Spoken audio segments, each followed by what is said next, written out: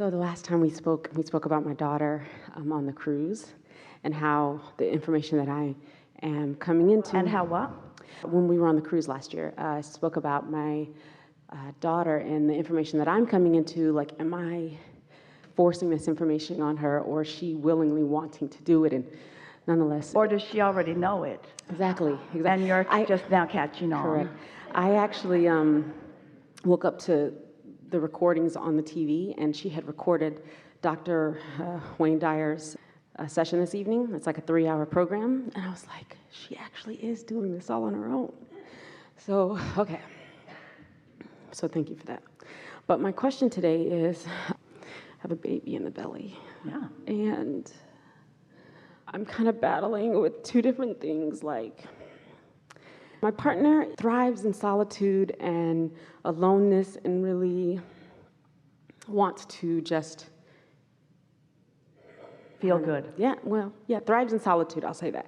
But I have this wide open personality, and I love interaction and co-creation and like togetherness. And fortunately, he's not the only person on the planet. You can spend a lot of time with a lot of other people. Okay. So you can satisfy your desires without dragging him into something that he doesn't like. Yeah? Okay, well, so it's a little different. Are you saying to him, you're the only one that I ever want to spend any time with, and since you don't like the things that I like, one of us has to be miserable? It's either you or me. Or are you saying, here we are, rendezvousing on so many wonderful points, like having a baby. Here we are rendezvousing on so many wonderful points. Does it have to be everything? That's conditional living, you know. True. It doesn't feel good.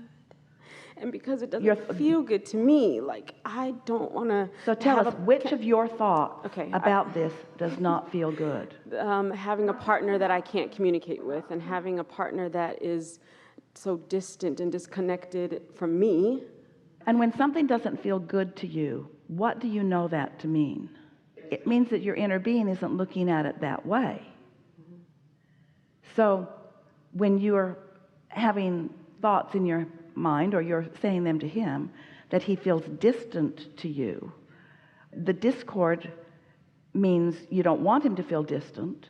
It also means that in your right now determination from what you've been observing that he is distant, that you are in complete opposition to what you are wanting while you are feeling that way. Is there anything about your relationship with him that when you focus upon it you feel good? I feel that both of us together have so much to bring to this baby. But beyond that, that's in the future. We're talking about right now, because that's what's happening.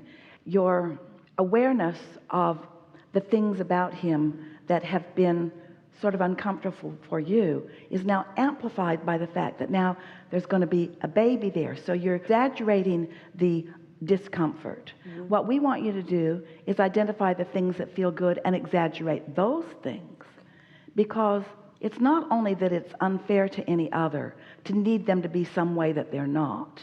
It's disempowering to you, and that's what your discomfort is about.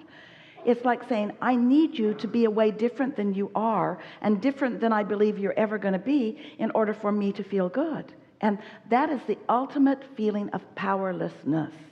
And the reason it feels so awful is because your inner being knows how ridiculous it is. Mm-hmm. That your happiness and your stability and your well-being is not dependent upon what anybody else is doing in any moment in time. Well, so like, I know better, right? I know that I'm not trying to get us to be exactly the same. Like, be exactly how you want to be, and I want to do the same. But the difference for me is that, like, they're completely different. Our question to you is, are you making any conscious effort at making yourself feel good about that point? Or are you using it always as a sore point for you? And this is what we mean by this. When you said, your word may not have been solitude, but it was something like that. Solitude. And we said, good. Because we are seeing his desire to feel good as a good thing. You're seeing it as a rejection of you. We're seeing his wanting to be someplace where he can be in his alignment and his power as a good thing. You're seeing it as him not being willing to stand in the middle of a muddle or a mess with you. There are ways that you could look at what he's doing as strength, not as trying to beat you up. We are certain that he is not staying away from you in order to punish you. He's just shoring up his own connected resources. There are people who are happiest when they are involved in a conversation. Esther and her daughter, they would be happy to be in an all-day long conversation about every single thing that each of them are living in any point in time. Their pleasure and enjoyment of each other is that supreme. But they both have a lot of other things that they are doing in the day other than that. And so they thrive in that situation. Some people, not so much. Jerry was very solitude. He was very quiet about so many things. He was off doing his thing. Esther was off doing her thing.